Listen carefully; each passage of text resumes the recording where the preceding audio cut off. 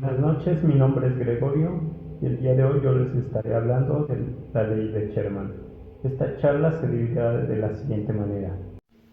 Cabe mencionar que la ley Sherman es la primera ley antimonopolio, por ello iniciaremos diciendo que es un monopolio, después daremos algunos antecedentes de la ley Sherman, luego ya entraremos a lo que es la ley Sherman, su importancia, mencionaremos algunos casos importantes y finalmente daremos unas breves conclusiones.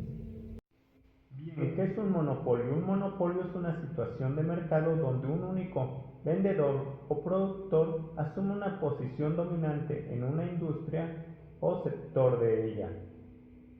Un monopolio es una práctica desleal que no solo perjudica a los otros competidores en un mercado, sino también perjudica al consumidor. Por ello, en los Estados Unidos siempre se ha tratado de luchar contra estas prácticas. Un movimiento que surgió en los Estados Unidos es el movimiento Granger, que era una coalición de agricultores los cuales luchaban contra el acuerdo de tarifas que tenían las compañías de trenes, con lo cual sus costos para transportar a lo largo del país su mercancía se elevaban, lo cual reducía sus ganancias.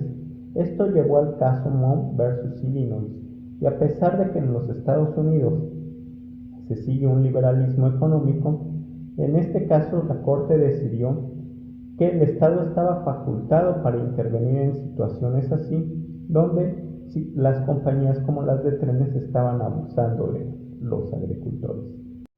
Si bien casos como Moe versus Illinois eran mecanismos para combatir los monopolios, estos se daban a nivel local. Fue hasta el 2 de julio de 1890 cuando el senador por Ohio, John Sherman, creó la ley que lleva su propio nombre y también es conocida como Ley Sherman Antigua, la cual fue aprobada por el presidente Benjamin Harrison. Principalmente la ley Sherman consiste de dos prohibiciones. La primera es que prohíbe toda clase de acuerdos que tiendan a restringir la competencia. Por ejemplo, en México tenemos a Grupo Modelo y a Grupo Cuauhtémoc Moctezuma. Supongamos que llega una tercera cervecera a competir contra ellas y que Grupo Modelo da su cerveza en 20 pesos y Grupo Cuauhtémoc Moctezuma en 19. Y esta tercera empresa quiere entrar al mercado ofreciendo su cerveza en 18 pesos. Ante ello, Grupo Modelo y Grupo Cuauhtémoc deciden pactar temporalmente dar sus cervezas en 10 pesos, para que ante este precio la tercera empresa no pueda competir. Aquí tendríamos un acuerdo que atenta contra la sana competencia. La segunda prohibición que tiene la ley Sherman es que prohíbe los monopolios, pero no solo los monopolios, cualquier intento por monopolizar. La importancia de la ley Sherman, en primer lugar, es que si bien en los Estados Unidos ya existían mecanismos para combatir los monopolios, estos eran a nivel local y la ley Sherman vino a ser la primera ley antimonopolio a nivel federal. En segundo lugar, es que la ley Sherman sentó las bases para futuras leyes, tanto a nivel nacional como, por ejemplo, en la ley Clayton, como a nivel internacional, como lo tenemos en el Tratado Constitutivo de la Unión Europea, en el cual, en su capítulo destinado a competencia económica, se basa en las dos prohibiciones de la ley Sherman. Y en tercer lugar, podemos decir que la ley Sherman lo que hizo fue que puso a los monopolios como un delito. Ahora hablemos de dos casos importantes, donde la ley Sherman tuvo un papel importante. El primer caso es el United States versus East Sinai Company, el cual también es conocido como el caso del trozo del azúcar, y que tuvo lugar en 1895. ¿Qué pasó en este caso? En este caso había una empresa llamada la American Sugar Refining Company, la cual adquirió a la East Sinai Company y a otras refinadoras de azúcar más, con lo cual controlaba el 98% del mercado, pero no solo controlaba el mercado, sino también el precio del mercado. Ante ello, el gobierno de los Estados Unidos llevó el caso a la Suprema Corte, alegando que aquí era aplicable la ley Sherman.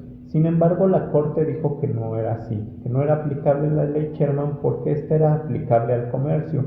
Sin embargo, aquí estábamos hablando de la manufactura del azúcar y que solo afectaba indirectamente el precio del azúcar.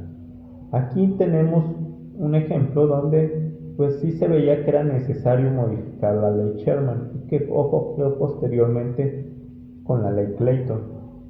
Pero no es que la ley Sherman fuera mala. Por ejemplo, tenemos el siguiente caso, que es Standard Oil Company of Nueva Jersey versus United States, donde la Standard Oil Company era el mayor monopolio que ha existido en los Estados Unidos, el monopolio petrolero, y en este caso la Corte decidió que dada esta práctica monopólica que tenía la Standard Oil Company, esta tenía que dividirse en 34 empresas pequeñas, las cuales compitieran entre sí, siendo este el mayor precedente de la ley Sherman.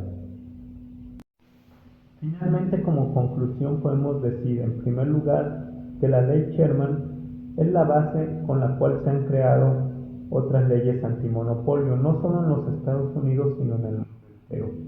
En segundo lugar, podemos decir que en su momento la ley Sherman amplió esta especie de catálogo de las actividades que deberían de ser prohibidas, no solo las prácticas antimonopólicas, sino el intento por cometer prácticas monopólicas o incluso los acuerdos que impedían la competencia.